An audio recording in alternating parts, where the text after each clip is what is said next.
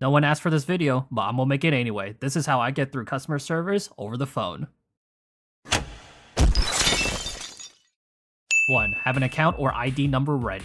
They will always ask for some level of identification number. It's faster to have the number on hand than it is to say your name and your phone number. They will most likely ask for those two regardless. However, it is much faster for them to pull up with an account number.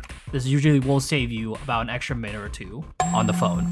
2. Be ready to summarize your issue. Listen, you don't need to have the correct terminology for everything. However, you do need to be able to describe the problem. Too little information, and they will ask a ton of questions. We don't need to know everything about your life, like your life story, but we do need to know as much detail as possible about the problem, the things that happened beforehand, and the things that you did afterwards. Number 3, show some level of proof. Having proof on hand will make the troubleshooting process a lot faster, especially if you're having stuff like low internet speed. You can just go on Google, type in speed tests, and run speed tests. These will be the numbers that you would give to your ISP or internet service provider, and they will be able to check on their end what kind of speeds you're supposed to be getting.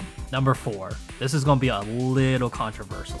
However, be ready to do a little bit extra work. I know you already did your troubleshooting, you did whatever you believe you can do. However, they will most likely tell you to do additional troubleshooting. If I was calling customer service desk, I would have known what they were going to make me do ahead of time, so I would have done it ahead of time and sent them all the proof.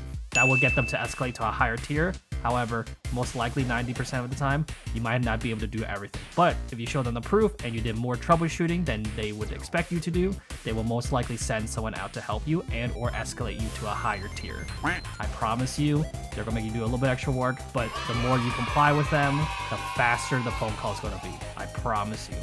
Finally, if you did everything you needed to do, your phone call should have taken way less time than if you didn't do any of this ahead of time.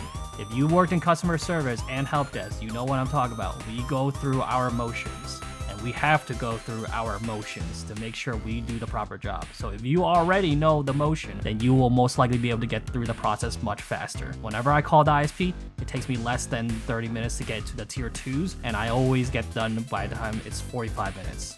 Wait time is going to change though. I can't help you with that.